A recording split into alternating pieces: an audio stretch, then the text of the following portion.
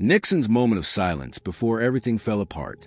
There was a pause before he spoke, and no one noticed it.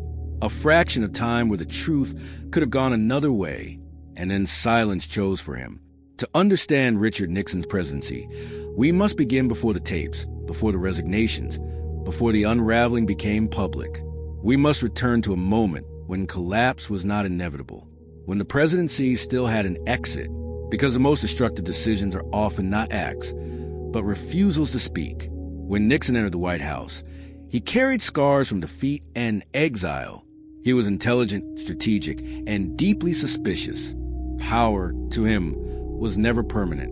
It had to be defended, reinforced, protected from enemies real and imagined. This belief shaped everything that followed. Nixon saw the presidency as a battlefield of perception. Wins mattered less than control of narrative. Loyalty mattered more than transparency. He believed history rewarded strength, not confession. And for a time, that belief worked. Foreign policy breakthroughs, diplomatic surprises, a reputation for toughness. The image held, but beneath it, something fragile was forming. A system built on secrecy and insulation, decisions made by small circles, information tightly controlled, accountability treated as vulnerability. Nixon trusted systems more than people and loyalty more than truth. Then came the break-in. At first, it looked small, almost insignificant, a political nuisance, the kind of problem presidents expect to manage quietly. Advisors downplayed it. Lawyers framed options. Nixon listened, calculating not morality, but exposure. This was the moment of silence, the space where leadership could have redirected the future. He could have spoken plainly. He could have separated himself. He could have trusted institutions to absorb the shock. Instead, he paused. And in that pause, Nixon chose protection over clarity, containment over correction, silence over accountability. It did not feel like collapse. It felt like control. But silence, once chosen, demands reinforcement. It multiplies.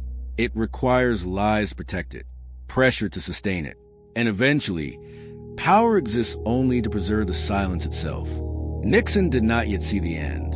He only saw the immediate threat. And that is how everything began to fall apart. Once silence became strategy, momentum took over. And momentum does not ask permission. The White House closed ranks. Information was filtered. Language softened. What could not be denied was reframed. What could not be reframed was delayed. Nixon was told the situation was manageable. That time would dull interest. That complexity would bury attention. Silence, reinforced by process, could outlast scrutiny. At first, it seemed to work. Investigations stalled. Public focus drifted. Nixon returned to governing, convinced a storm would pass. This was the most dangerous phase, when concealment feels like success, when survival reinforces a belief that the strategy is sound. But secrecy has gravity. It pulls more actions into its orbit. Conversations become coded. Records become liabilities. Loyalty becomes currency. Nixon approved measures meant to protect the presidency, not realizing he was shrinking it.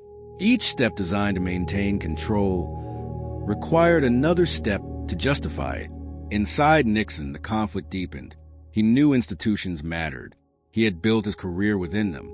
Yet he believed they could be manipulated by enemies. The line between defense and abuse blurred.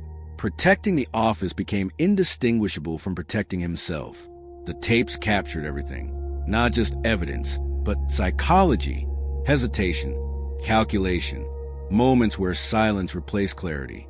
Nixon did not speak, because speaking felt like surrender, and surrender, to him, meant erasure. Public pressure grew slowly, then suddenly, questions sharpened, trust eroded, allies distanced themselves. What once looked like manageable fallout now threatened legitimacy itself. The presidency was no longer insulated. It was exposed. This was the early conflict turning irreversible. Silence required escalation. Escalation invited exposure, and exposure narrowed options to none. Nixon realized too late that power depends on credibility, and credibility, once fractured, cannot be managed into submission. The pause that once felt safe now echoed, and it was growing louder. The conflict reached its peak when silence stopped protecting him. and began consuming everything around it. As evidence surfaced, Nixon faced reality he had long resisted. Control was no longer possible. The institutions he distrusted were now closing in not as enemies, but as mechanisms doing what they were designed to do: investigate, verify, demand accountability. The tapes became the center of gravity. They removed interpretation, removed narrative control. They captured not just actions, but intent. Nixon heard himself hesitate, justify, delay. Each recording narrowed his escape. The silence he once used strategically was now preserved permanently. Inside the White House, support collapsed, advisors resigned, allies defected, loyalty evaporated under the weight of proof. Nixon watched the presidency empty out around him. Power, once fiercely guarded, now isolated him completely. The emotional conflict sharpened here. Nixon believed he was defending the institution. Others believed he was dismantling it. Both could not be true. And as public trust evaporated, the distinction no longer mattered. He considered fighting, challenging authority, stretching executive power further. But every escalation confirmed what he denied, that the silence had become obstruction, that protection had become abuse. For the first time, Nixon confronted the cost of refusing transparency. Silence had preserved nothing. It had only delayed collapse while multiplying damage. The presidency he sought to protect was now defined by secrecy rather than leadership. This was the zenith of his story, not the resignation itself, but the realization that silence had robbed him of every remaining option, that speaking earlier would have limited harm, that waiting had ensured ruin. The choice that began as control had become captivity, and there was no way out without surrender. The end arrived not with confrontation, but with acceptance. Nixon chose resignation because silence could no longer hold. The presidency had lost its foundation of trust, and no assertion of power could restore it. Leaving was not defeat by enemies. It was a final acknowledgement that authority without credibility is empty. In those final days, Nixon spoke little. The words that mattered had been delayed too long. What remained was consequence. The nation watched the president step away, not because he was forced out by violence or revolution, but because institutions held when one man did not.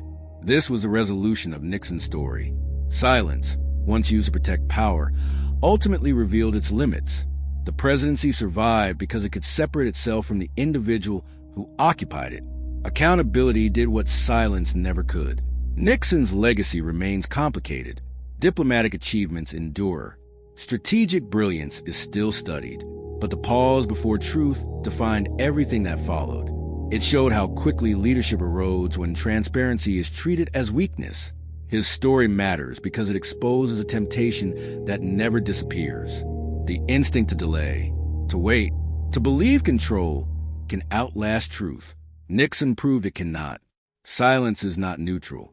It chooses a side, and it always chooses consequence. Power does not fall in a single moment.